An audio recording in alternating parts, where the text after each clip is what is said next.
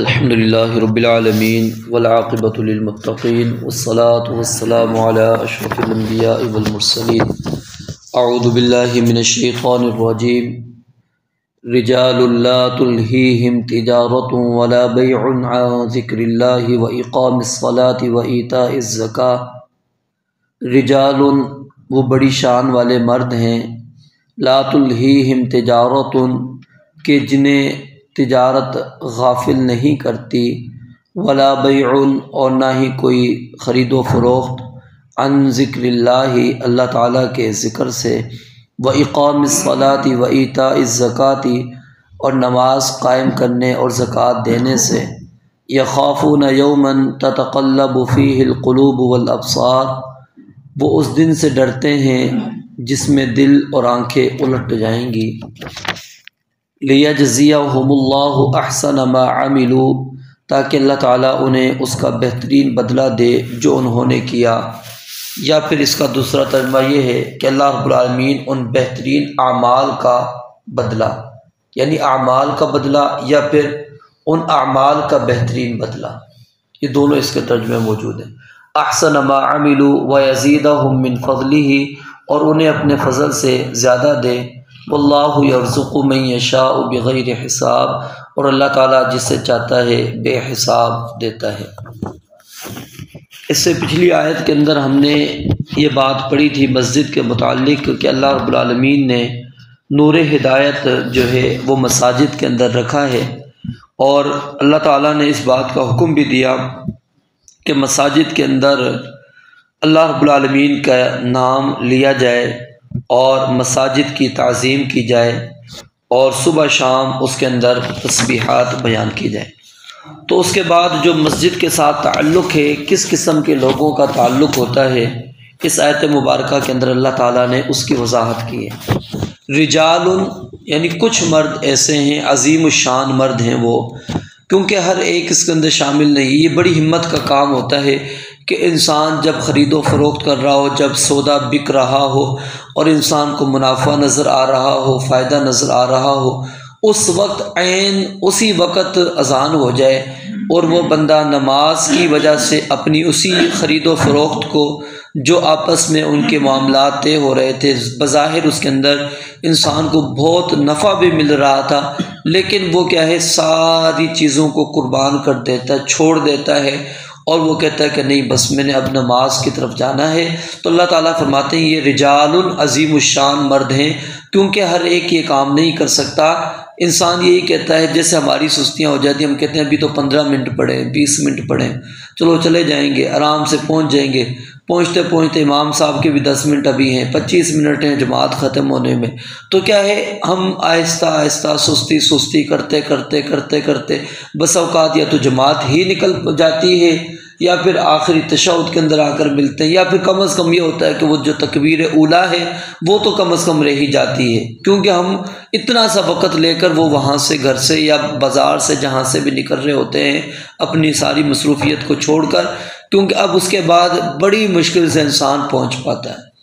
نبی مکرم علیہ السلام کے متعلق سیدہ عائشہ رضی اللہ تعالیٰ عنہ کیا بیان فرماتی ہیں کہ نبی علیہ السلام گھر کے کام کاج میں مصروف رہتے تھے، لیکن جب اذان ہوتی تو آپ اس طرح ہم سے بے خبر ہو جایا کرتے تھے، ہمیں جیسے جانتے پہچانتے بھی نہیں ہیں، یعنی ہم کوئی آپ کی ذمہ داری ہی نہیں، ہمارا اور آپ کا کوئی تعارف ہی نہیں ہے، بالکل آپ علیہ السلام ہم کو بھول جایا کرتے تھے، صرف اللہ رب العالمین کے ذکر کی طرف آپ مشغول ہو جایا کرتے تھے۔ تو یہ بڑی یعنی قربانی والی اصل میں بات ہوتی ہے، اور خاص طور پہ کب کہ لا تلہیہم تجارت ولا بیع، کہ جب بندہ تجارت کر رہا ہو، جب بندہ خرید و فروخت کر رہا ہو، اس وقت وہ اگر چھوڑ کر نماز کا اہتمام کرتا ہے۔ اب اللہ تعالیٰ نے تجارت کا لفظ بھی ذکر کیا اور بیع کا لفظ بھی ذکر کیا، حالانکہ تجارت کے اندر بیع داخل تھی۔ تجارت ایک یعنی وسیع عمل ہے جس کے اندر یعنی کہ آپ چیزوں کی خریداری کرتے ہیں، اس کے لیے آپ کو سفر کرنا پڑتا ہے، مناسب وقت پر مناسب جگہ سے مناسب مال خرید کر لاتے ہیں، آپ اسٹاک کرتے ہیں، دکان پر بیٹھتے ہیں، ساری یعنی جو چیزیں یہ تجارت ہی کہلاتی ہے۔ اور بیع اصل میں کیا ہوتی ہے کہ آپ خریدنے مجھ سے آ گئے، میں آپ کو بیچنے لگا ہوں، یعنی اب وہ جو میں نے پوری محنت کی ہوتی ہے کہ پوری جگہ سے میں نے محنت کر کے تلاش کر کے چیزیں لے کر آیا، دکان میں اکٹھی کی، جمع کیا، وقت لگایا، صبح سے بیٹھا ہوں، اب آپ میرے سے خریدنے وہ چیز آ گئے ہیں، اب یعنی اس تجارت کا نفع مل رہا ہے، اب اس تجارت کا کیا مل رہا ہے؟ نفع مل رہا ہے انسان کو۔ تو اب اس وقت ولا بیع یعنی خرید و فروخت، آپس میں اب معاملات ہو رہے ہیں، آپس میں ہم لین دین کر رہے ہیں کہ وہ کہہ رہا ہے مجھے یہ چیز دے دے، میں کہتا ہوں اتنے میں دوں گا، اب آپس میں بات چیت ہو رہی ہے، اس وقت اللہ رب العالمین فرماتے ہیں وہ ان کو اللہ کے ذکر سے غافل نہیں کرتے۔ اللہ کے ذکر سے مراد یہاں نماز بھی ہے، اور دل میں بھی یاد کرنا مراد ہے، اور زبان میں بھی اللہ کو یاد کرنا مراد ہے۔ دل میں یاد کرنے سے کیا مراد ہے؟ یعنی ہر وقت اس چیز کا بندے کو احساس ہوتا ہے اگر وہ کاروبار کے اندر ہے کہ میں ایسا کوئی کام نہ کروں جو میرے اس کاروبار کو حرام کر دے، جو میرے لیے جو چیز نفع میں حاصل کر رہا ہوں کیا یہ نفع میرے لیے جائز ہے ناجائز ہے، کیا ہے، کیا ایسی چیز تو نہیں میں کوئی بیچ رہا جو شریعت کی روح سے حرام ہے، ممنوع ہے، منع کردہ چیز ہے۔ یعنی وہ اس چیزوں کا خاص طور پر خیال رکھتا ہے، کسی کا حق غصب نہیں کرتا، اور جب فارغ ہوتا ہے لا یزال لسانک رطبا من ذکر اللہ، اللہ کے ذکر سے، سبحان اللہ، الحمدللہ، لا الہ الا اللہ، اس طرح کے یعنی دیگر اذکار وہ اپنی زبان کے اوپر جاری رکھتا ہے۔ وَإِقَامِ الصَّلَاةِ، اور نماز کو قائم کرنے کے اندر کیا ہے، صرف نماز پڑھنا مراد نہیں ہے بلکہ نماز کو وقت پر ادا کرنا، اور اس کے جو تمام ارکان ہیں اس کو صحیح انداز سے ادا کرنا، صحیح انداز سے تمام شرائط کو پورا کرتا ہوا بندہ جب نماز پڑھتا ہے اس کو کہتے ہیں اقامت صلاۃ۔ اس کے بعد ہے ایتاء الزکوٰۃ۔ اب یہاں پر ایتاء الزکوٰۃ کے اندر اصل میں ان لوگوں کا رد ہے کہ جو رہبانیت اختیار کر لیتے ہیں، جو خرید و فروخت کو بالکل اپنے اوپر حرام کر لیتے ہیں، وہ کہتے ہیں کہ نہیں، کہ تجارت میں جاؤں گا، ظاہر ہے وہ بندے کو اللہ کے ذکر سے غافل کرے گی، نماز کی طرف نہیں آنے دے گی، سستی آ جائے گی، قائلی آ جائے گی، لہٰذا میں کاروبار ہی نہیں کرتا، میں اپنے آپ کو صرف اللہ کے دین کے لیے وقف کر دیتا ہوں۔ نہیں، یہ سوچ اسلامی سوچ نہیں ہے۔ اگر محنت کرنا، کمانا، رزق حلال کے لیے کوشش کرنا اگر یہ ناجائز ہوتا، یہ حرام ہوتا، تو انبیاء کرام علیہم السلام سب سے پہلے یہ کام نہ کرتے۔ آپ دیکھ لیے داؤد علیہ السلام کو اپنے ہاتھوں سے زرہ بناتے ہیں، نوح علیہ السلام نے جو کشتی بنائی وہ اپنے ہاتھوں سے بنائی، پھر اسی طرح آدم علیہ السلام کھیتی باڑی وغیرہ کر رہے ہیں، دیگر کام گھر کے جو ضروری کام تھے وہ سیدنا آدم علیہ السلام خود کیا کرتے تھے۔ سیدنا زکریہ علیہ السلام کو دیکھ لیجئے، تمام انبیاء جو ہیں بکریاں چرایا کرتے تھے، حتیٰ کہ رسول مکرم علیہ السلام نے بھی بکریاں چرائیں، تجارت بھی آپ نے کی۔ یعنی اگر یہ چیزیں غلط ہوتی تو کبھی بھی نبی علیہ السلام نہ کرتے، نہ ہی آپ کے صحابہ کرتے۔ اب نبی علیہ السلام کو جب اللہ تعالیٰ نے کہا کہ جو الی رزقی تحت ظل رمحی، کہ اب میرا رزق جو ہے اللہ نے جہاد کے اندر رکھ دیا ہے، اس کے بعد سے پھر آپ نے خرید و فروخت چھوڑ دی تھی، تجارت اس کے بعد چھوڑ دی تھی، لیکن جہاد سے آپ پیچھے نہیں رہے۔ صحابہ کو دیکھ لیجئے، وہ کھیتی باڑی بھی کر رہے ہیں، تجارتیں بھی کر رہے ہیں، لیکن ساتھ میں جہاد کے اندر بھی شامل ہوتے تھے۔ یعنی یہ ایک مسلمانوں کا جو رزق ہے وہ اللہ تعالیٰ نے جہاد کے اندر رکھا ہے۔